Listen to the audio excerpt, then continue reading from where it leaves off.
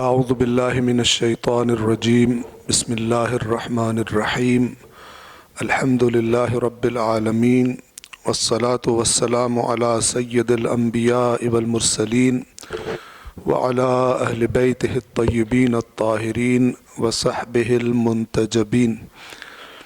گزشتہ درس میں ہم نے قرآن کریم کے تیسرے جز میں سورہ آل عمران آیت نمبر 24 یا 25 تک تمام کیا تھا۔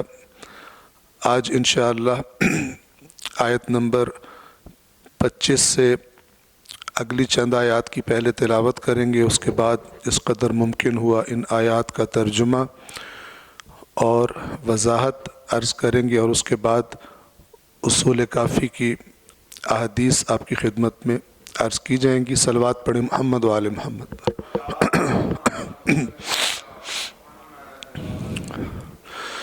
اعوذ باللہ من الشیطان الرجیم بسم اللہ الرحمن الرحیم فکیف اذا جمعناہم لیوم لا ریب فیہ ووفیت کل نفس ما کسبت وہم لا یظلمون۔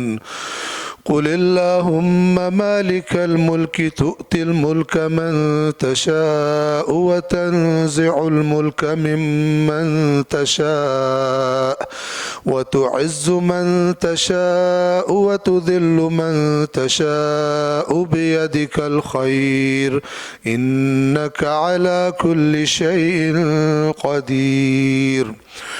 تولج الليل في النهار وتولج النهار في الليل وتخرج الحي من الميت وتخرج الميت من الحي وترزق من تشاء بغير حساب۔ لا يتخذ المؤمنون الكافرين أولياء من دون المؤمنين ومن يفعل ذلك فليس من الله في شيء إلا أن تتقوا منهم تقاه ويحذركم الله نفسه وإلى الله المصير۔ قل إن تخفوا ما في صدوركم أو تبدوه يعلمه الله ويعلم ما في السماوات وما في الأرض والله على كل شيء قدير۔ يوم تجد كل نفس ما عملت من خير محضرا وما عملت من سوء تود لو أن بينها وبينه أمدا بعيدا ويحذركم الله نفسه والله رؤوف بالعباد۔ قل إن كنتم تحبون الله فاتبعوني يحببكم الله ويغفر لكم ذنوبكم والله غفور رحيم۔ قل أطيعوا الله والرسول فإن تولوا فإن الله لا يحب الكافرين۔ صدق اللہ العلی العظیم۔ صلوات پڑھیں محمد و آل محمد۔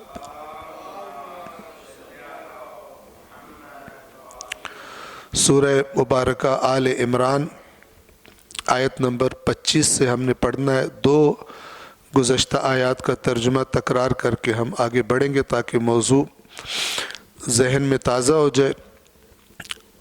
سورہ آل عمران کی آیت نمبر 23 میں فرمایا، کیا آپ نے نہیں دیکھا کہ جنہیں کتاب کا ایک حصہ دیا گیا ہے انہیں کتاب خدا کی طرف بلایا جاتا ہے تاکہ وہ ان کے درمیان فیصلہ کرے، تو ان میں سے ایک فریق کج ادائی کرتے ہوئے منہ پھیر لیتا ہے۔ آیت نمبر 24، ان کا یہ رویہ اس لیے ہے کہ وہ کہتے ہیں جہنم کی آگ ہمیں چند روز کے سوا چھو نہیں سکتی، اور جو کچھ یہ بہتان تراشی کرتے رہے ہیں اس نے انہیں اپنے دین کے بارے میں دھوکے میں رکھا ہے۔ آپ کو معلوم ہے میں ہلکا سا اشارہ کر دوں کیونکہ بات بہت ہی زیادہ بنیادی تعلق رکھتی ہے قوموں کی ہدایت اور گمراہی سے۔ ان آیات میں اللہ تعالیٰ نے اہل کتاب کی گمراہی کی ایک بنیاد کی طرف اشارہ کیا ہے، اور وہ بنیاد ان کے اپنے دین کے نام پر بنائے ہوئے غلط عقائد اور نظریات، جس کی طرف اشارہ بھی کیا۔ کیا نظریہ تھا، کیا عقیدہ تھا بنی اسرائیل کا، جو اس آیت میں آیت نمبر 24 میں بیان کیا ہے؟ وہ یہ کہ جہنم کی آگ معین دنوں سے زیادہ ہمیں نہیں چھو سکتی، یعنی ہم جہنم میں اگر چلے بھی گئے تو کچھ عرصہ گزار کر ہم واپس جنت میں آ جائیں گے۔ دیگر مقام پر قرآن مجید نے بیان فرمایا ہے کہ کہتے ہیں کہ یہود کہتے ہیں ہمارے سوا کوئی جنت میں نہیں جا سکتا، اور نصارہ کہتے ہیں کہ ہمارے سوا کوئی جنت میں نہیں جا سکتا۔ اس طرح کی باتوں کی اللہ نے شدید مذمت کی، اور ہم نے اشارہ کیا تھا ظاہراً مکتوب نمبر 31 ہے، مولا علی علیہ السلام کی وصیت ہے امام حسن علیہ السلام کو۔ اس میں ایک مقام پر اس طرح سے فرماتے ہیں کہ اے بیٹے، اللہ نے کسی بھی کام پر اگر کسی گزشتہ قوم کی مذمت کی ہے تو پھر کسی آنے والی قوم کے اس کام پر اللہ کبھی راضی نہیں ہو سکتا۔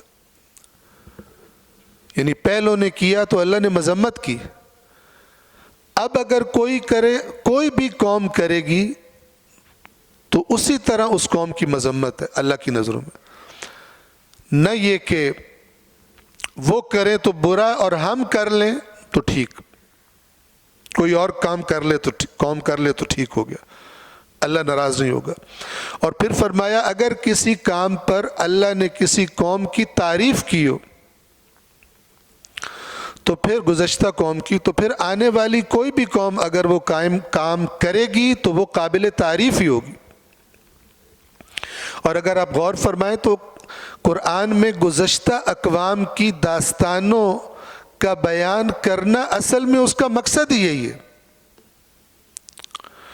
کہ اگر یہود و نصارہ نے کوئی غلط عقیدہ بنایا، کوئی غلط نظریہ قائم کیا، کوئی غلط عمل کیا، اور اللہ نے قرآن میں ان کی مذمت کر دی، تو اب ہم جتنے بھی دلائل گھڑ کے لے آئیں اور یہ سمجھیں کہ ہم اگر وہی بات کر رہے ہیں، وہی عقیدہ بنا لیے اور وہی عمل کر رہے ہیں، لیکن ہم کر رہے ہیں تو ٹھیک ہے اس لیے کہ ہمارے پاس تو بڑی دلائل، بڑے دلیلیں ہیں، تو قرآن کے مقابلے میں ہر دلیل جھوٹی ہے،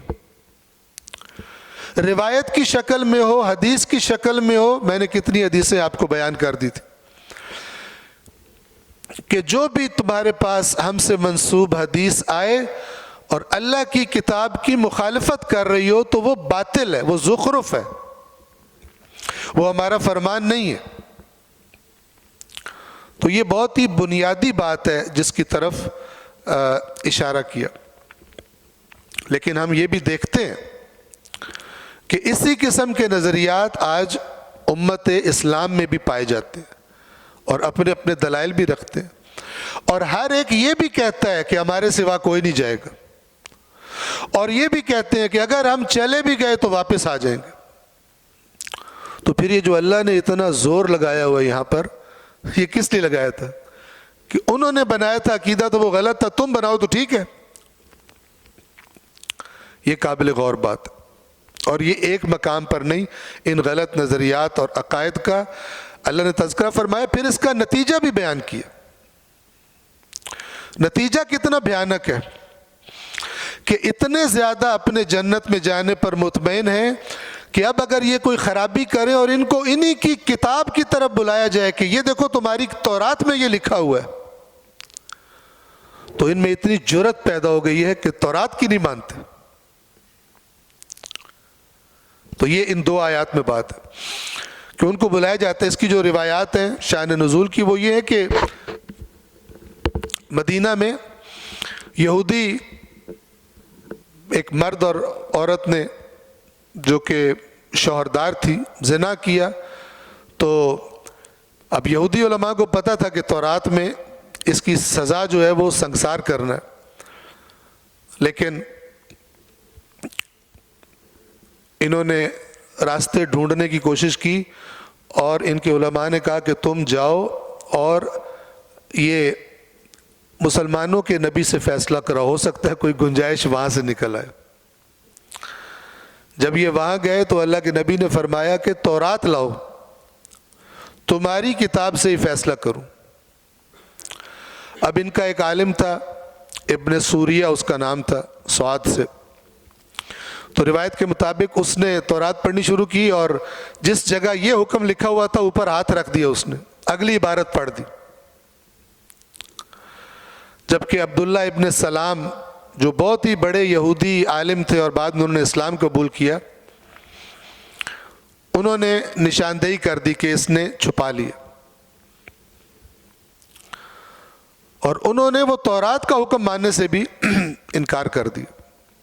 آپ توجہ کریں کہ یہ جنت میں جانے کا عقیدہ پکا کر لینا انسان کو کتنا گستاخ بنا دیتا ہے, کتنی اس میں اللہ کی نافرمانی کی جرت, کتاب خدا سے مخالفت کی جرت پیدا کر دیتا ہے کہ اللہ نے یہاں پہ مینشن کر کے بتایا, صاف مثال دی.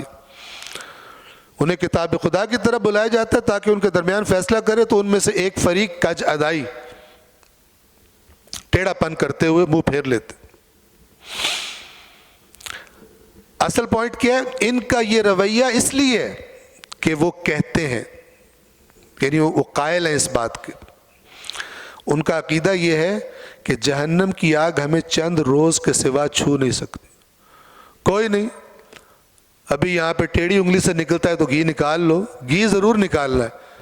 بعد میں اگر چلے بھی گئے, اول تو جانا نہیں ہے, اگر چلے بھی گئے تو کچھ عرصے بعد واپس آ جائیں گے. تو یہ اللہ تبارک و تعالی نے پرابلم بیان کی ہے. کس لیے بیان کی ہے؟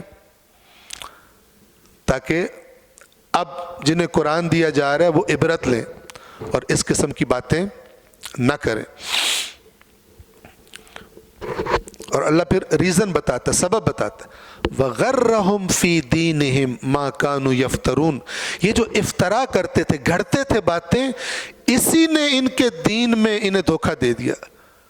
ایک غلط چیز کو اپنا عقیدہ بنا لیا اور دھوکے میں آ گئے. اس کو حق سمجھا جو حق نہیں تھا. تو جب جو حق نہ ہو بندہ اسے حق سمجھے تو ظاہر ہے پھر جو اصل میں حق ہوتا ہے اس کو پھر وہ حق نہیں سمجھتا, اس کو نظریہ نہیں بناتا, چونکہ حق تو ایک ہی ہوتا ہے. وَغَرَّهُمْ فِي دِينِهِمْ مَا كَانُوا يَفْتَرُونَ, آیت نمبر 25.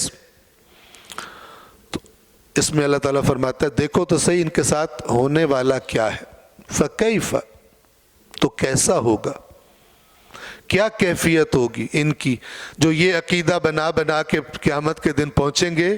آگے سے جب برعکس معاملہ نکلے گا تو ان کی حالت کیا ہوگی. ایک اور جگہ پہ قرآن فرماتا ہے بہت سارے لوگوں کے بارے میں, وَبَدَا لَهُم مِّنَ اللَّهِ مَا لَمْ يَكُونُوا يَحْتَسِبُونَ. اللہ کی طرف سے وہ چیز ان کے سامنے آئے گی جو ان کے حساب کتاب میں ہی نہیں تھی. انہوں نے تو اپنی حساب کتاب لگا کے آگے پیچھے کر کے جنت میں سیٹ بک کرائی ہوئی تھی, لیکن آگے پتہ چلے گا جنت کے نزدیک بھی کوئی نہیں جانے دے گا ان کو, تب پتہ چلے گا. وَبَدَا لَهُم مِّنَ اللَّهِ, اللہ کی طرف سے وہ ان کے سامنے آئے گا, ان پر روشن ہوگا, مَا لَمْ يَكُونُوا يَحْتَسِبُونَ, جس کا انہوں نے حساب کتاب ہی نہیں رکھا تھا.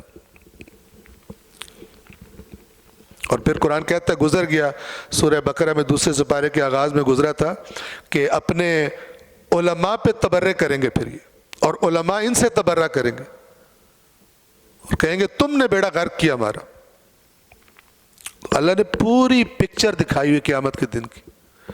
تصور کی آنکھ سے اگر کوئی وہ فلم دیکھنا چاہے آیات جو قیامت کے بارے میں ہیں تو اس کو مجسم کر کے دیکھ سکتا ہے. اور اسی لیے ہم کہتے ہیں کہ حضرت ابلیس کو بھی یہ پتہ تھا، اس نے پہلا وار ہی اس پر کیا کہ یہ قرآن سے ہدایت لینا چھوڑیں، قرآن مجید سے یہ دین نہ لیں، قرآن کو نکالو ان کی زندگیوں سے، پھر اپنی گیم کھل کے کھیلو جیسے پچھلے نبیوں کی قوموں کے ساتھ کھیل چکی ہو۔ فَكَيْفَ،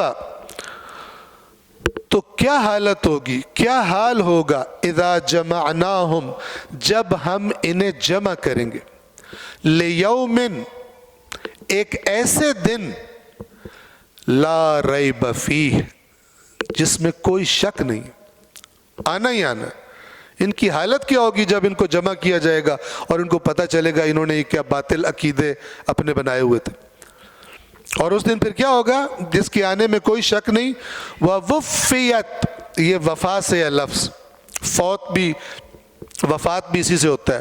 وَوُفِّيَتْ، وفا یعنی پورا پورا عطا کر دینا، پوری چیز کو پورا کر دینا، اور وَوُفِّيَتْ، پورا پورا ان کو اجر دیا جائے گا، کل نفس، ہر نفس کو، کوئی استثناء نہیں ہے اس سے، ما کسبت، جو انہوں نے کمایا ہوگا اس کا پورا ریٹرن اللہ دے گا، اچھا یا برا۔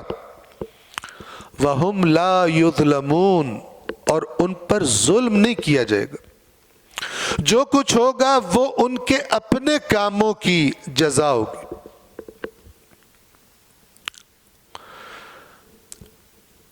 گناہ، غلط باتیں، ان کی جو سزا مقرر تھی اللہ اتنی دے گا، البتہ نیکیوں کے بارے میں قرآن نے گواہی دی ہے کہ اللہ بڑھا دے گا۔ وَاللَّهُ يُضَاعِفُ لِمَن يَشَاءُ، اور اللہ جس کے لیے چاہتا ہے زیادہ کر دیتا ہے۔ مَن جَاءَ بِالْحَسَنَةِ فَلَهُ عَشْرُ أَمْثَالِهَا، جو نیکی کے ساتھ آئے گا تو اس کے لیے اس نیکی کے 10 برابر اجر ہوگا۔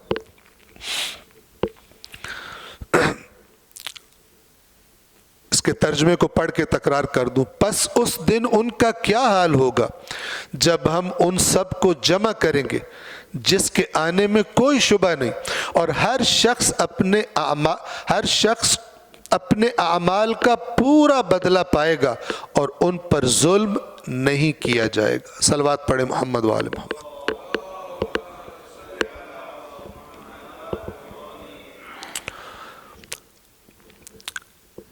آیت نمبر 26، قُلِ اللَّهُمَّ مَالِكَ الْمُلْكِ، قل، اے رسول کہہ دیجئے، اللہم، اللہم دوسری شکل ہے یا اللہ کی، اللہ سے پہلے یا اللہ، اور یا کو پہلے ہٹا لیا جاتا ہے اور آخر میں ہمہ لایا جاتا ہے، معنی وہی ہے، ندا ہے، پکار ہے۔ اللہ، قل اللہم، اے رسول کہہ دیجئے، اے اللہ، کون اللہ؟ مالک الملک، سلطنت کا مالک۔ آپ دیکھیں ایک لفظ ہے ملک، بادشاہ کو عربی زبان میں ملک کہتے، اور جو اس کی بادشاہت اور سلطنت کا علاقہ ہوتا ہے اسے اس کا ملک کہتے۔ اللہ کے ملک میں اور دنیاوی بادشاہوں کے ملک میں کیا فرق ہے؟ اللہ اپنے ملک کی، دنیا کے بادشاہ اپنے ملک کی ہر چیز کے مالک نہیں ہوتے۔ مثلاً آج بھی آپ دیکھیں جن ملکوں میں بادشاہ تھا یا پہلے بھی تھی، تو جو عوام کی چیزیں ہوتی ہیں، پراپرٹیز، وہ انہی کی ہوتی ہیں، انہیں کہتے بادشاہ مالک۔ لیکن اللہ کا جو ملک ہے وہ اس کا مالک بھی ہے، یعنی ہر چیز جو کچھ ہم دیکھتے ہیں اس کائنات میں، حتیٰ کہ ہمارے بدن، ہاتھ، پیر، جو کچھ بھی ہے سب اصل میں اللہ کا ہے۔ یہ اتنا زبردست عقیدہ ہے کہ اگر انسان کے اندر راسخ ہو جائے تو وہ ہر چیز کو اللہ کی امانت سمجھے گا، اور پھر امانت کا استعمال بندہ اس طرح نہیں کرتا جس طرح اپنی چیز کا کرتا ہے۔ قل اللہم، اے رسول کہہ دیجئے اے اللہ مالک الملک، تو بادشاہت کا مالک، تؤتی الملک من تشاء، جسے چاہتا ہے بادشاہت عطا کر دیتا ہے، وتنزع الملک ممن تشاء، اور جس سے چاہتا ہے کھینچ لیتا ہے واپس بادشاہت کو، اس کے ملک کو اس سے واپس لے لیتا ہے، کیونکہ اصل میں ہے تیرا۔ اس آیت میں چند نکات ہیں جو اسے تمام کرنے کے بعد آپ کی خدمت میں عرض کرتا ہوں، بلکہ اس آیت کو بھی اور اس سے اگلی آیت کو بھی۔ وَتَنزِعُ الْمُلْكَ مِمَّن تَشَاءُ، اور جس سے چاہتا ہے، تنزع نزع کرنا یعنی کھینچ لینا، اکھاڑ لینا، جس سے چاہتا ہے واپس لے لیتا ہے۔ وَتُعِزُّ مَن تَشَاءُ، اور عزت دیتا ہے تو جسے چاہتا ہے۔ وَتُذِلُّ مَن تَشَاءُ، اور ذلیل کر دیتا ہے، بیچارہ کر دیتا ہے۔ ذلیل کا عربی زبان میں ذلیل کسے کہتے ہیں؟ جس کے پاس کوئی طاقت نہ ہو، کوئی چارہ نہ ہو، لاچار ہو جائے۔ لہذا آپ دعاؤں میں پڑھیں گے انا عبدک الذلیل، یعنی تیرے سامنے ذلیل ہوں۔ یہ ذلیل کا لفظ اردو میں ذرا ہم نے عربی سے کیونکہ ہٹایا ہوا ہے تو ایک گالی کے طور پہ استعمال کر دیتے ہیں، یعنی کوئی بندہ گندا انسان ہو کہتے ہیں بڑا ذلیل آدمی ہے، یہ غلط استعمال ہے اس کا، اردو میں آ گیا۔ اصل میں اس کا معنی کیا ہے؟ بے بس ہو جانا۔ ذلت یعنی لاچار، کوئی طاقت نہ رہے، کوئی ہیلہ نہ ہو، کوئی چارہ نہ ہو، اسے ذلت کہا جاتا ہے۔ اللہ کے سامنے اس کا اقرار کرنا یہ بہترین کام ہے۔ اللہ کے سامنے کسی کا کوئی چارہ ہے بھی نہیں، اقرار کرے یا اقرار نہ کرے۔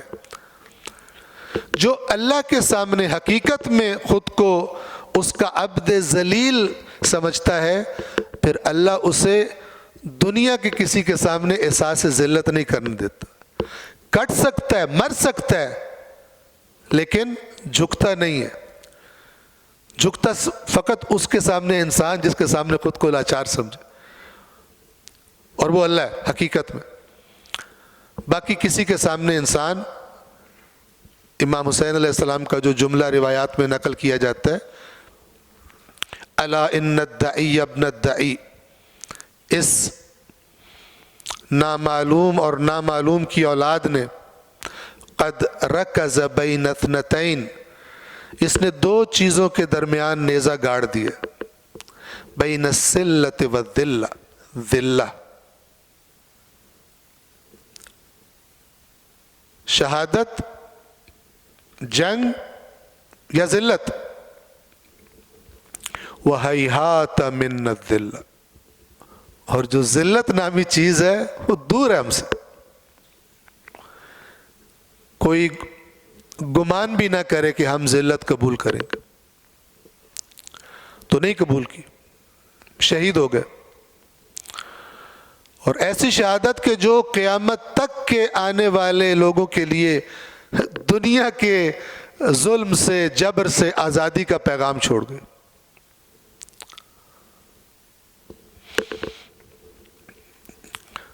اقبال کی ایک نظم ہے سر حادثہ کربلا، یعنی حادثہ کربلا کا راز۔ اس میں ایک جگہ پر اگر میں غلطی نہ کروں تو اس سے فرماتے ہیں تیغ لا چون از میان بیرون کشید، از رگ ارباب باطل خون کشید۔ امام حسین نے لا کی تلوار، لا الہ الا اللہ کی لا، ایسے میان سے کھینچی، باہر نکالی۔ جب دشمن سامنے ہو، جنگ کا وقت ہو، تو میان سے تلوار نکالی جاتی۔ اقبال کہتے تیغ لا، کون سی لا ہے؟ لا الہ الا اللہ والی۔ کوئی بادشاہ نہیں ہے، کسی کے آگے نہیں جھکوں گا. تیغ لا چون از میان بیرون کشید. تیغ لا جب اس نے میان سے باہر نکالی کھینچی حسین نے، از رگ ارباب باطل خون کشید. جتنے بھی باطل ارباب تھے ان کی رگیں کاٹ کے رکھ دی حسین نے اور خون نکال دیا، قتل کر دیا ان کو. نقش الا اللہ بر صحرا نوشت، اور الا اللہ کا جو نقش تھا وہ حسین نے صحرا پر لکھ دیا. سطر عنوان نجات ماں نوشت، اقبال کے اشعار ہیں فارسی کے. ہماری نجات کے عنوان کی سطر لکھ گئے حسین کربلا کی ریت پر کہ اللہ کے سوا کسی کے سامنے نہیں جھکا جا سکتا. اس نظم کا جو بالکل سٹارٹ کرتے ہیں، ہر کے پیمان باہول موجود بست. ہر وہ شخص جو ہول موجود یعنی اصل موجود جو اللہ ہے، ہر وہ شخص جو اس کے ساتھ پیمان باندھ لیتا ہے، عہد کر لیتا ہے. گردنش از بند ہر معبود رست، اس کی گردن ہر دوسرے معبود سے آزاد ہو جاتی ہے، پھر وہ کسی کے سامنے گردن نہیں جھکاتا. ایک صلوات پڑھیں محمد و آل محمد پر.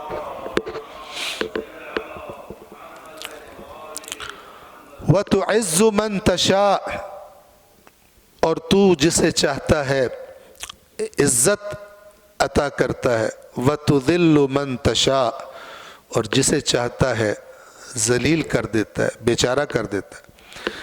بِيَدِكَ الْخَيْرُ، خیر صرف تیرے ہاتھ میں. یہ بیدکا میں کئی بار آپ کو عرض کر چکا ہوں، یہ اصل ترتیب کے اعتبار سے خیر کے بعد آنا چاہیے تھا. الخیر بیدک، خیر تیرے ہاتھ میں. تو پھر عربی کا ایک قاعدہ ہے کہ جس کو اصل میں بعد میں آنا چاہیے تھا اگر اس کو پہلے لایا جائے تو معنی میں ایک تبدیلی آتی ہے، اور وہ صرف ہے. معنی میں انحصار پیدا ہو جاتا. اگر ہوتا الخیر بیدک، خیر تیرے ہاتھ میں ہے، تو یہاں سے یہ پتہ نہ چلتا کسی اور کے ہاتھ میں بھی ہے یا کسی اور کے ہاتھ میں نہیں ہے. لیکن جب فرمایا بیدک الخیر تو پھر معنی منحصر ہو گیا، صرف تیرے ہاتھ میں ہے خیر، صرف تو یہ کام کر سکتا ہے. انک علی کل شیء قدیر، یقیناً تو ہر چیز پر قدرت رکھتا ہے. اگلی آیت بھی پڑھ دو، پھر ان کا ترجمہ اکٹھے انشاءاللہ آپ کی خدمت میں عرض کروں گا پڑھ کے. تولج اللیل فی النہار، داخل کرتا ہے رات کو دن میں. ہر روز ہم دیکھتے ہیں دن کی روشنی میں آہستہ آہستہ اندھیرا داخل ہونا شروع ہو جاتا ہے، یہاں تک کہ روشنی ختم ہو جاتی ہے اور اندھیرا چھا جاتا ہے. پھر اس اندھیرے کو پھاڑ کے روشنی نکلتی ہے اور آہستہ آہستہ اندھیرا غائب ہو جاتا ہے اور روشنی سامنے آ جاتی. تولج اللیل فی النہار، تو رات کو دن میں داخل کرتا ہے. وَتُولِجُ النَّهَارَ فِي اللَّيْلِ، اور دن کو رات میں داخل کرتا ہے. وَتُخْرِجُ الْحَيَّ مِنَ الْمَيِّتِ، اور نکالتا ہے زندہ کو مردے سے. آپ دیکھیں تمام چیزیں جن کو ہم زندہ دیکھتے ہیں ہمارے اپنے سمیت، یہ زندگی نامی چیز کہاں سے آتی ہے؟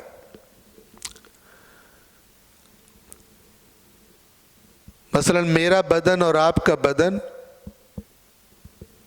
اب تو یہ بڑی اچھی طرح معلوم ہو چکا ہے کہ یہ سارا کا سارا بدن، اس کی رگیں، اس کا خون، اس کی جلد، اس کا گوشت، یہ سب اسی زمین سے نکلنے والی غذاؤں سے بنتا ہے. تو وہ تو زندہ نہیں ہوتی. تو اس میں زندگی کہاں سے آتی ہے؟ اللہ پیدا کرتا ہے. اللہ تبارک و تعالی مردہ میں سے زندہ نکالتا، جس میں حیات نہیں تھی اس میں حیات پیدا کر دیتا۔ وَتُخْرِجُ الْمَيِّتَ مِنَ الْحَيِّ، اور زندہ میں سے مردہ کو پیدا کر دیتا۔ بہت ساری جگہوں پہ ہم دیکھتے بہت سارے بچے مردہ پیدا ہوتے ہیں۔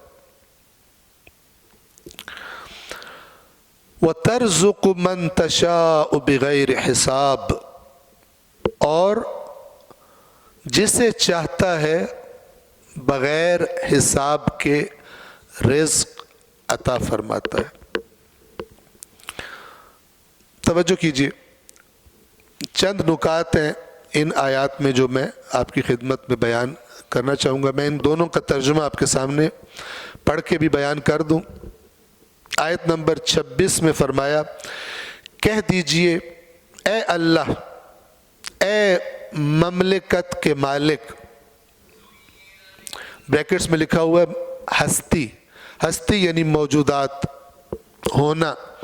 اے مملکت ہستی کے مالک، تو جسے چاہے حکومت دیتا ہے اور جس سے چاہے حکومت چھین لیتا ہے، اور تو جسے چاہتا ہے عزت دیتا ہے اور جسے چاہے ذلیل کر دیتا ہے۔ بھلائی تیرے ہی ہاتھ میں ہے، بے شک تو ہر چیز پر قادر ہے۔ آیت نمبر 27، تو رات کو دن اور دن کو رات میں داخل کرتا ہے، اور تو ہی جاندار سے بے جان اور بے جان سے جاندار پیدا کرتا ہے، اور تو جسے چاہتا ہے بے حساب رزق دیتا ہے۔ صلوات پڑھیں محمد و آل محمد۔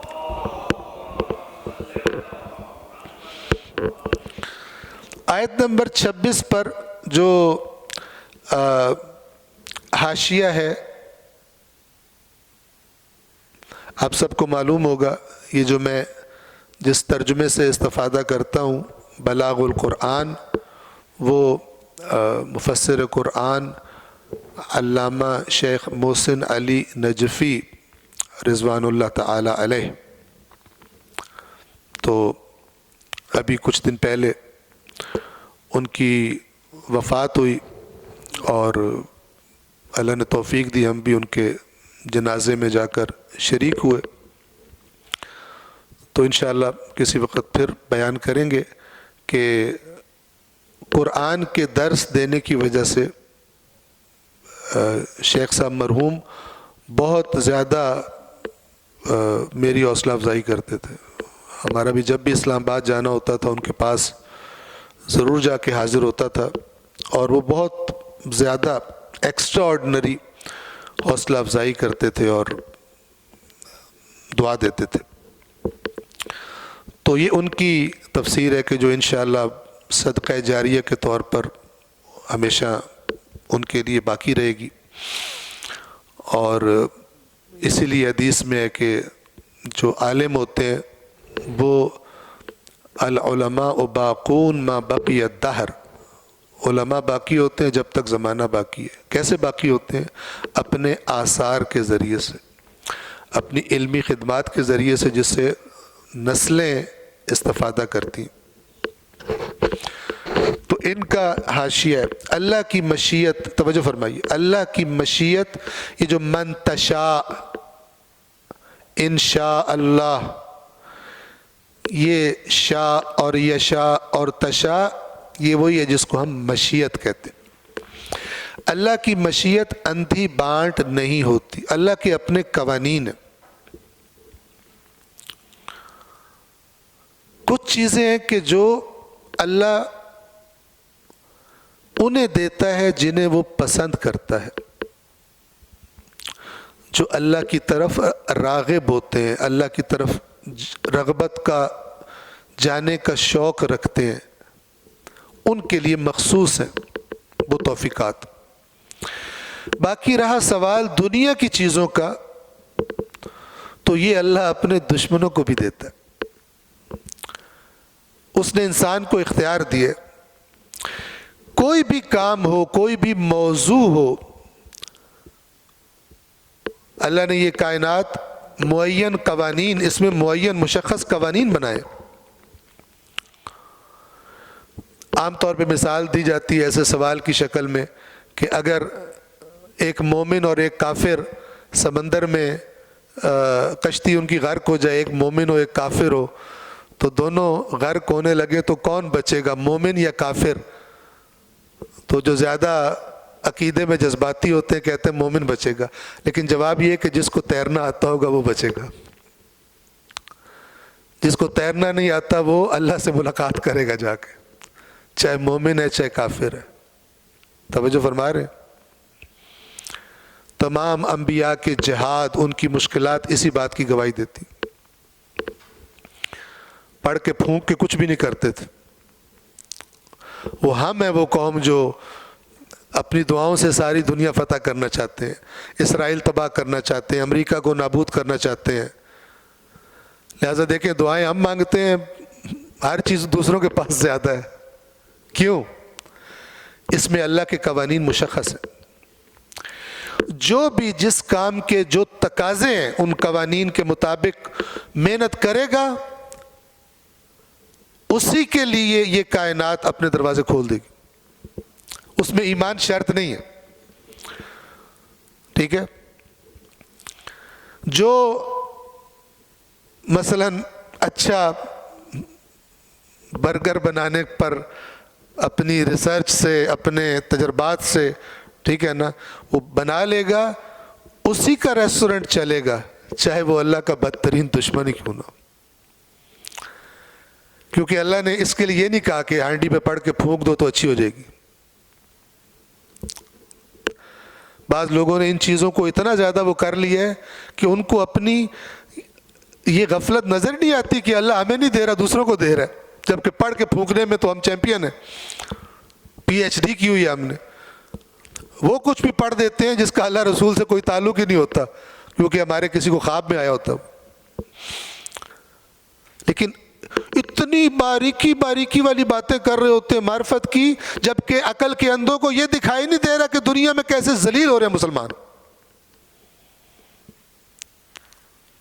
اللہ اس قوم سے راضی ہے، ہم سے راضی ہے۔ اللہ جن سے راضی ہوتا ہے وہ ذلیل نہیں ہو رہے ہوتے دنیا میں، وہ اپنے زمانے کے بتوں کے آگے سر نہیں جھکا رہے ہوتے، چاہے امریکہ نامی بت ہو، چاہے برطانیہ نامی ہو، چاہے اسرائیل نامی، ان کے سامنے سر نہیں جھکا رہے ہوتے۔ ان کو پتہ ہی نہیں ہے، بھیک مانگ رہے ہوتے ہیں۔ جس کو اعتقاد ہو کہ اللہ دیتا ہے وہ کیوں بھیک مانگے؟ وہ اپنے اندر وہ خرابیاں تلاش کرے جن کی وجہ سے یہ حالت ہوئی ہے، نہ کہ اپنی خرابیاں کر کر کے بیڑا غرق کر لو پھر بھیک مانگو ورلڈ بینک سے اور آئی ایم ایف سے اور اپنی اصلاح نہ کرو۔ ابھی بھی نہیں کر رہے، قرضے ہیں کہ بڑھتے چلے جا رہے ہیں۔ ہر پیدا ہونے والے بچے کو یہاں پہ گفٹ ہے، پتہ نہیں کتنے وہ رقم کا مقروض پیدا ہوتا ہے پاکستانی پیدا ہوتے ساتھ۔ تو اللہ کے قوانین اٹل، جو کام کرے گا وہ پا لے گا۔ غلط طریقوں سے بھی پا سکتا ہے، حرام طریقوں سے بھی۔ کتنے لوگ ہیں جنہوں نے حرام طریقے سے دولت کے ڈھیر لگا لی، موجیں کر رہے ہیں، مستیاں کر رہے ہیں، ظلم کر رہے ہیں، غلط طریقے سے اقتدار پہ چڑھ کے بیٹھ گئے ہیں، اس کو چھوڑنے کو تیار نہیں ہے، کچھ وہاں پہنچنے کے چکر میں ہے۔ کیا معنی ہے اس کا؟ تؤتی الملک من تشاء وتنزع الملک ممن تشاء، جسے چاہتا ہے عطا کرتا ہے، جسے یزید اللعین نے، سمجھیے گا، یزید اللعین نے اپنے دربار میں یہ آیت پڑھی، کسی اور جگہ کی آیت کو کسی اور جگہ پہ فٹ کرنا، تو اس نے کہا قل اللہم مالک الملک تؤتی الملک من تشاء وتنزع الملک ممن تشاء، یعنی کہہ رہا تھا کہ اللہ نے چاہا کہ مجھے بادشاہت ملے، اور اللہ نے نہیں چاہا کہ حسین کو ملے، تم لوگوں کو ملے۔ لیکن جو ناطق کے قرآن کی بیٹی تھی جناب زینب سلام اللہ علیہا، انہوں نے فوراً ایک اور آیت پڑھی۔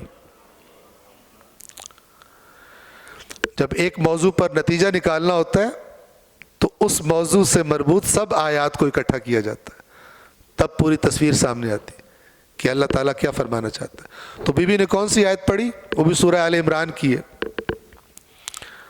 یہ 4 سپارے میں انشاءاللہ اللہ نے توفیق دی ہم پہنچے تو آئے گی۔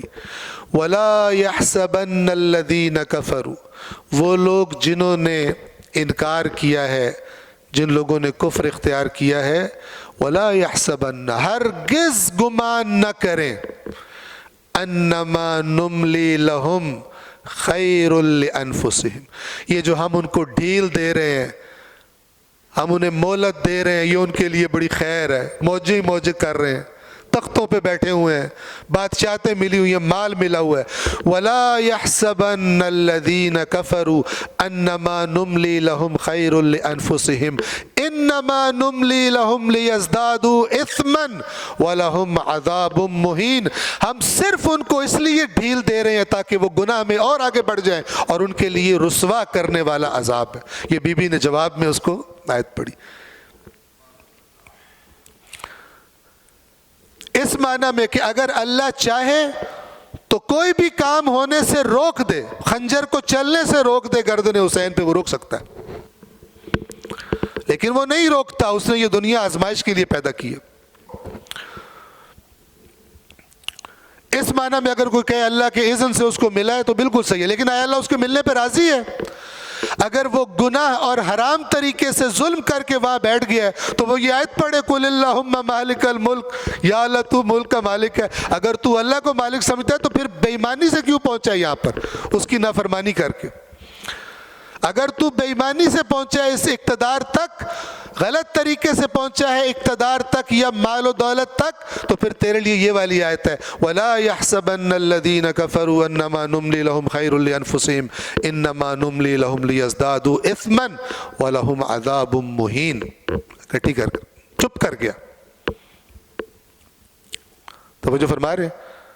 تو یہ معنی بعض اوقات آیات قرآن نہ سمجھنے والوں کے لیے، جو قرآن مجید سے آشنا ہی نہیں ہوتے، ان کے سامنے ایسی آیات پڑھ کر اپنی مرضی کے نتیجے نکال لیے جاتے۔ ہو سکتا ہے وہاں جب یزید نے آیت پڑھی ہو تو کئی چمچوں نے واہ واہ بھی کی ہو، سبحان اللہ امیر المومنین نے کیا آیت پڑھی ہے موقع پر۔ یہ انی واہ واہ کرنے والے ہر جگہ پہ ہوتے ہیں۔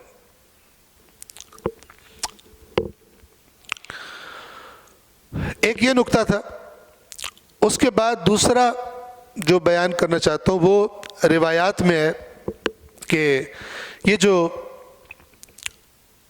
رات کو دن میں داخل کرنا اور دن کو رات میں داخل کرنا، ایک اس کا یہ ظاہری معنی ہے، ایک اور معنی اس کے باطن میں ہے۔ یہ سمجھے باطن کیا ہوتا ہے، اور وہ یہ ہے کہ مشکلات کے بعد آسانی اور آسانیوں کے بعد مشکلات ہوتی، اور اسی طرح مردہ میں سے زندہ کو نکالنا اور زندہ میں سے مردہ کو نکالنا، اس میں اہل بیت اطہار کے فرامین ہے کہ اس سے مراد کافر کے بطن سے مومن کا پیدا ہونا اور مومن کے بطن سے کافر کا پیدا ہونا۔ حضرت نوح کا بیٹا جہنمی، توجہ فرما رہے ہیں؟ ایسا ہو سکتا ہے۔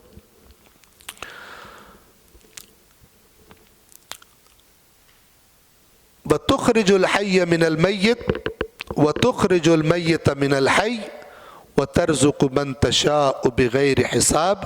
یہ جو بغیر حساب ہے یہ بندوں کی نسبت سے، اللہ کے پاس ہر چیز کا حساب ہوتا ہے۔ وَأَحْصَى كُلَّ شَيْءٍ عَدَدًا، اس نے ہر چیز کی گنتی کی ہوئی ہے، ہر چیز کی گنتی کی ہوئی ہے۔ ہاں ہمیں لگتا ہے کہ یہ تو بڑا بے حساب ہے، اللہ کے ہاں کوئی چیز بغیر حساب کے، بغیر قاعدے ضابطے کے نہیں ہوتی۔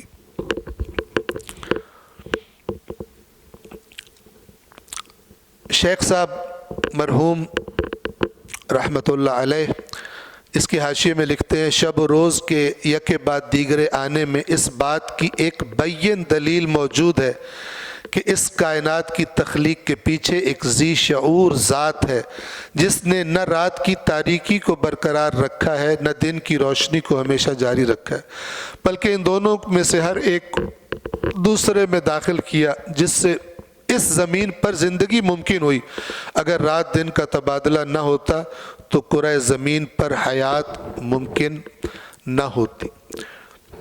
وَجَعَلْنَا اللَّيْلَ لِبَاسًا وَجَعَلْنَا النَّهَارَ مَعَاشًا، رات کو ہم نے لباس بنا دی، ڈھانپ لیتی ہے تمہیں، اور دن کو ہم نے زندگی کا، معاش کا سبب اور وقت قرار دے دی۔ صلوات پڑھیں محمد و آل محمد پر۔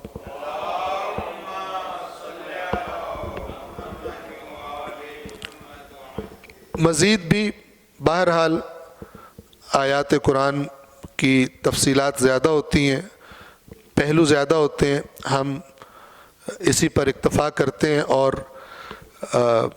احادیث کی طرف آتے ہیں۔ ایک صلوات پڑھیں محمد و آل محمد پر۔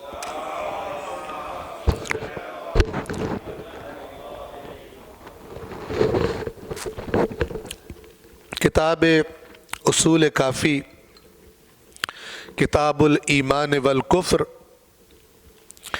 اس کا 11واں باب ہم پڑھ رہے تھے، باب الاخلاص، یعنی ہر کام، دین کی ہر چیز اللہ کے لیے خالص۔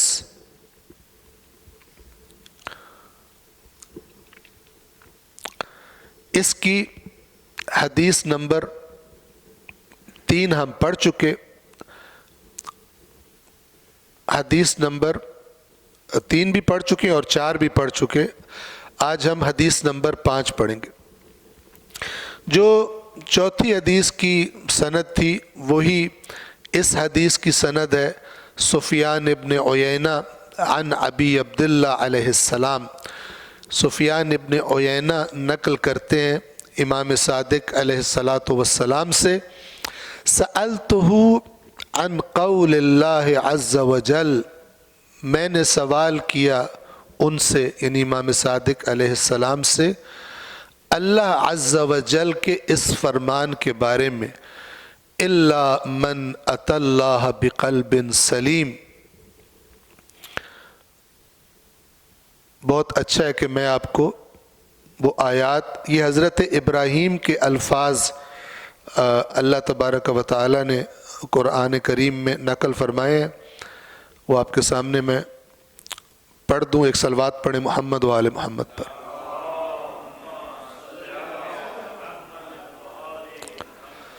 یہ سورۃ الشعراء ہے،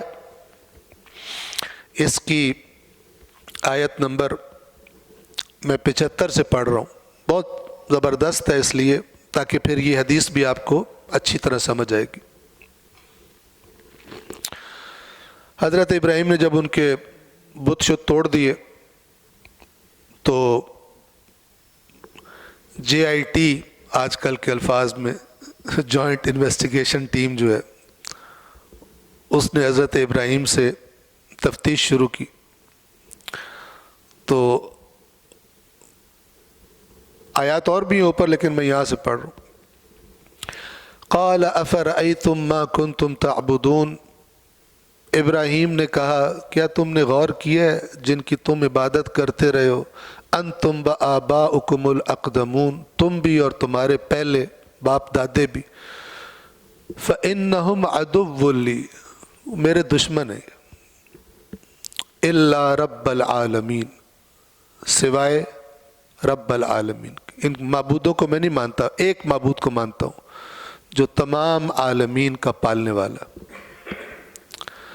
پھر آگے جب رب العالمین کا ذکر کیا تو پھر بولتے ہی چلے گئے، الذی خلقنی فہو یہدین، وہ رب العالمین جس نے مجھے خلق کیا اور وہی میری ہدایت بھی کرتا ہے، وہی میری رہنمائی بھی کرتا ہے، والذی ہوا یطعمنی ویسقین، اور وہ ذات کہ وہی ہے جو مجھے کھلاتا بھی ہے اور پلاتا بھی ہے، یطعمنی ویسقین، وَإِذَا مَرِضْتُ فَهُوَ یشفین، اور جب میں مریض ہوتا ہوں، بیمار ہوتا ہوں تو وہی مجھے شفا دیتا ہے۔ تو اسی گھر جاؤ سارے اپنے معبودوں سمیت، میرا وہی ہے، وَإِذَا مَرِضْتُ فَهُوَ یشفین، اور جب میں مریض ہوتا ہوں تو وہی مجھے شفا دیتا ہے، وَالَّذِي يُمِيتُنِي ثُمَّ يُحْيِينِ، اور وہی ہے جو مجھے مارتا ہے اور پھر مجھے زندہ کرے گا، مجھے مارے گا، موت دے گا، پھر مجھے زندہ کرے گا۔ والذی اطمع، اور وہ ذات کہ جس سے مجھے طمع ہے، طمع، ان یغفر لی خطیئتی یوم الدین۔ نبی ابراہیم بت شکن، اصلی والا بت شکن، کیا کہہ رہے ہیں؟ اور وہ ذات کہ جس سے مجھے طمع ہے کہ قیامت کے دن میری خطائیں معاف کرے گا۔ ادھر جنت کے ٹکٹ لے کے چودھری بنے بیٹھے سارے، ادھر حضرت ابراہیم جس کی تعریفیں کرتا کرتا اللہ نہیں تھکتا۔ اللہ ویسے تھکتا ہی نہیں ہے، لیکن ہم اپنی زبان بہرحال ایسی باتیں کر جاتے ہیں۔ وہ ابراہیم کیا کہہ رہے ہیں؟ یہ اللہ ہمیں سکھا رہا ہے کہ ابراہیم سے بڑے پیر ہو تم، ابراہیم سے زیادہ بڑا تمہارا مقام ہے، تمہاری خدمات ہے اللہ کے لیے، تمہاری تو اوقات ہی کوئی نہیں ابراہیم کے مقابلے۔ ابراہیم کے بارے میں اللہ فرماتا ہے ان ابراہیم کان امتن، ایک ابراہیم نہیں تھا، پوری امت تھی، ایک بندہ پوری امت جتنا۔ مسلمانوں سے کہا ملت ابیکم ابراہیم، یہ جو آئین یہ رسول لے کر آیا یہ تمہارے باپ ابراہیم کا آئین ہے۔ ہوا سماکم المسلمین، اس نے تمہارا نام مسلمین رکھا تھا۔ ایسا بڑا مقام۔ واتخذ اللہ ابراہیم خلیلا، اللہ نے ابراہیم کو اپنا گہرا دوست، کیا کہوں، پکا یار بنایا تھا۔ وہ ابراہیم کیا کہہ رہے ہیں؟ والذی، گاڑی خالص توحید خوف خدا والی آیات، والذی اطمع ان یغفر لی خطیئتی یوم الدین، اور وہ ذات کے جس کے سے میں طمع رکھتا ہوں، یعنی مجھے امید ہے، مجھے بڑی لالچ ہے اللہ سے کہ میری خطائیں قیامت کے دن یوم الدین معاف کرے گا۔ رب ہب لی حکمن، اے پروردگار مجھے حکمت عطا فرما، وَأَلْحِقْنِي بِالصَّالِحِينَ، اپنے نیک بندوں کے ساتھ مجھے شامل کر دے۔ بہترین مقام پر جو ہوتا ہے وہ اپنے آپ کو کم ترین سمجھتا ہے اللہ کی بارگاہ۔ الحقنی بالصالحین، سورہ بقرہ میں اللہ نے فرمایا وَلَقَدْ اسْتَفَيْنَاهُ فِي الدُّنْيَا وَإِنَّهُ فِي الْآخِرَةِ لَمِنَ الصَّالِحِينَ، ہم نے دنیا میں بھی اسے چن لیا تھا ابراہیم کو، اور یقیناً آخرت میں وہ صالحین میں سے ہوگا۔ وَاجْعَلْ لِي لِسَانَ صِدْقٍ فِي الْآخِرِينَ، اور بعد میں آنے والوں میں میرے لیے لسان صدق قرار دے، یعنی میرا اچھا ذکر جاری فرما۔ اللہ نے کیسا قرآن میں رکھ دیا، قیامت تک ابراہیم کا ذکر کیسے ہوگا۔ وَاجْعَلْنِي مِنْ وَرَثَةِ جَنَّةِ النَّعِيمِ، اس نعمتوں والی جنت کے وارثوں میں سے مجھے قرار دے دے۔ وَاغْفِرْ لِأَبِي إِنَّهُ كَانَ مِنَ الضَّالِّينَ، اور میرے اس باپ یعنی آزر کو، اس کو معاف کر دے، یہ گمراہوں میں سے ہے۔ یہ چونکہ عین وہ وقت تھا جب حضرت ابراہیم بالکل نوجوانی کے عالم میں تھے اور آزر بھی گویا کہ موجود تھا اور بت تراش تھا۔ وَلَا تُخْزِنِي يَوْمَ يُبْعَثُونَ، اور جس دن سب کو دوبارہ اٹھایا جائے گا اس دن مجھے رسوا نہ کرنا۔ کون سا دن ہے وہ؟ یوم لا ينفع مال ولا بنون، جس دن نہ مال کام آئے گا نہ بیٹے کام آئیں گے۔ عربوں کے پاس یہی دو سب سے بڑی طاقت کی چیزیں سمجھاتی، مال اور بیٹے۔ یوم لا ينفع مال ولا بنون، جس دن نہ مال کام آئے گا نہ بیٹے کام آئیں گے، الا، کام آئے گی تو کیا چیز آئے گی؟ سوائے من اتی اللہ بقلب سلیم۔ اس قول کے بارے میں سفیان ابن عیینہ نے امام صادق علیہ السلام سے سوال کیا، یہ قلب سلیم کیا چیز ہے؟ الا من اتی اللہ بقلب سلیم، کیا چیز کام آئے گی؟ جو قلب سلیم لے کر اللہ کی بارگاہ میں آیا۔ تو سفیان ابن عیینہ کہتے ہیں میں نے امام سے سوال کیا، عن قول اللہ عز وجل الا من اتى اللہ بقلب سلیم، سورۃ الشعراء کی آیت نمبر 89 ہے۔ قال، امام نے جواب میں فرمایا قلب سلیم کیا؟ قال القلب السلیم، قلب سلیم وہ قلب ہے الذی یلقى ربہ ولیس فیہ احد سواہ، کہ جو اپنے رب سے اس حال میں ملاقات کرے گا کہ سوائے رب کے اس کے اندر کوئی نہیں ہوگا۔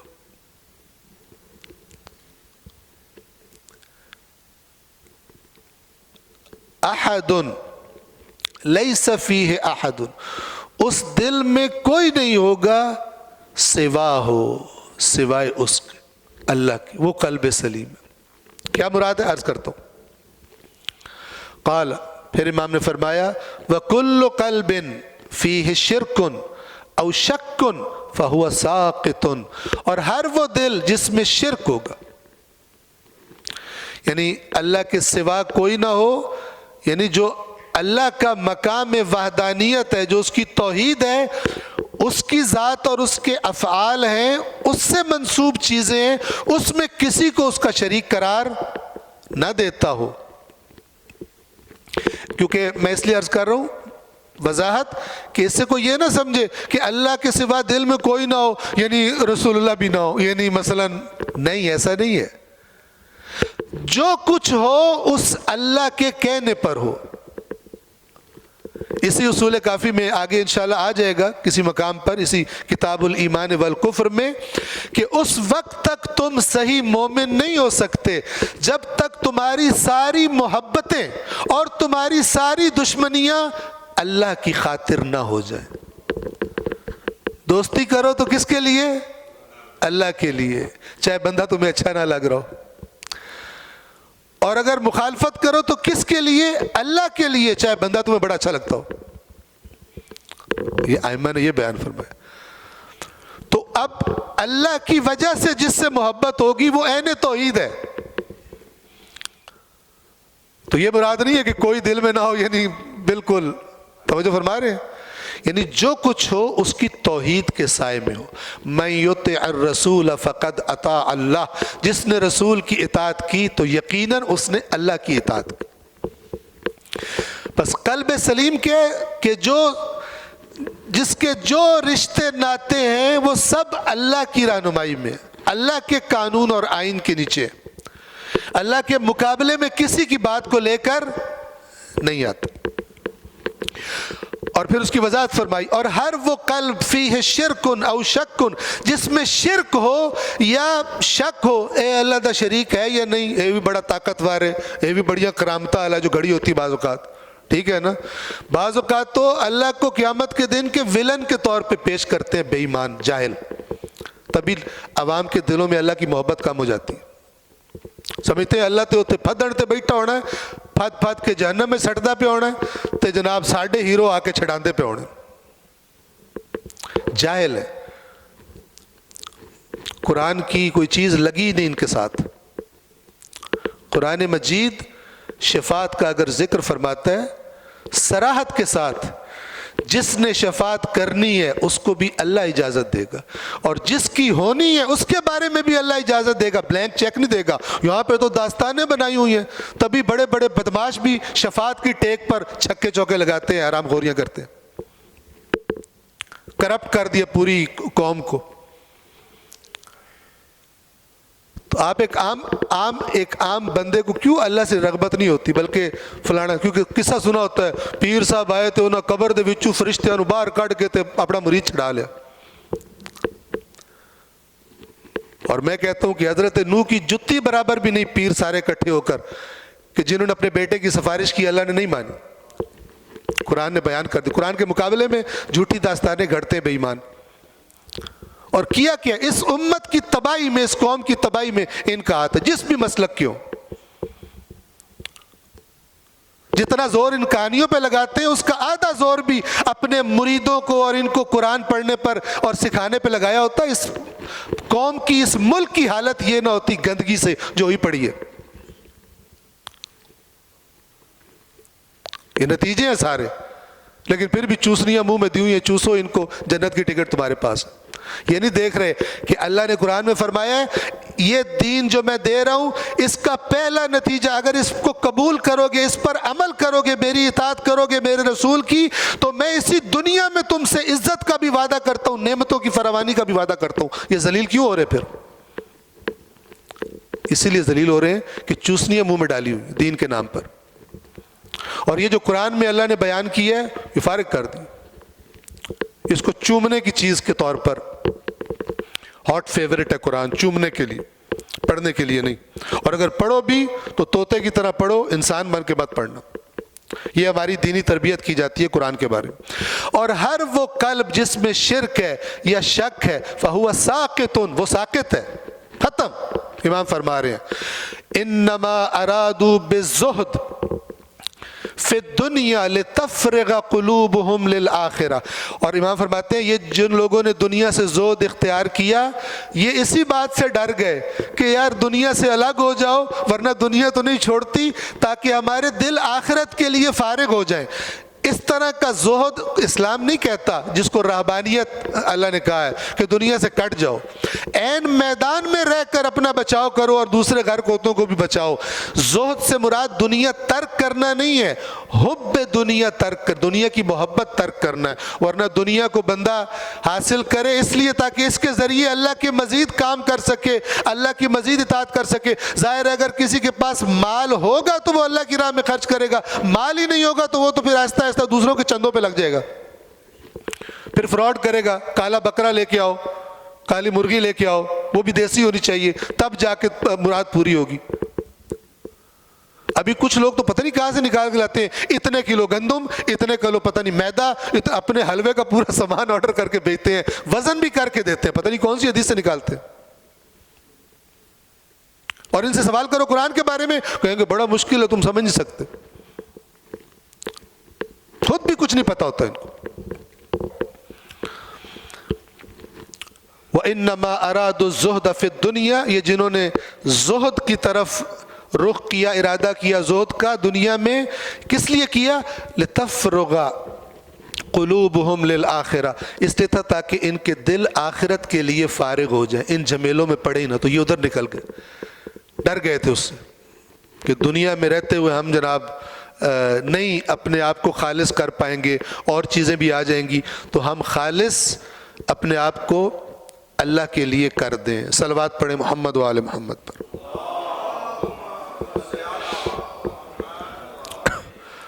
تو یہ کتاب الایمان والکفر کی 11ویں باب، باب الاخلاص کی حدیث نمبر 5، اور وقت کیونکہ تمام ہے ہم ایک ہی حدیث آپ کی خدمت میں بیان کر پائیں گے۔ اصل میں ہمارا ارادہ تو یہ تھا، جو ہم نے سجیشن دی تھی کہ ٹائم اتنا ہو کہ ہم 2 سیشن کر لیں، بیچ میں چائے کا وقفہ کر لیں، لیکن پھر ہم ڈر گئے کہ یہ نہ ہو کہ جو آتے ہیں وہ بھی نہ آئے۔ توجہ فرما رہے ہیں، ابھی بھی آنے سے پہلے میں پوچھ رہا تھا کہ کوئی آیا کہ نہیں آیا، تو انہوں نے کہا آئے ہیں، وہی آئے جو آتے ہیں۔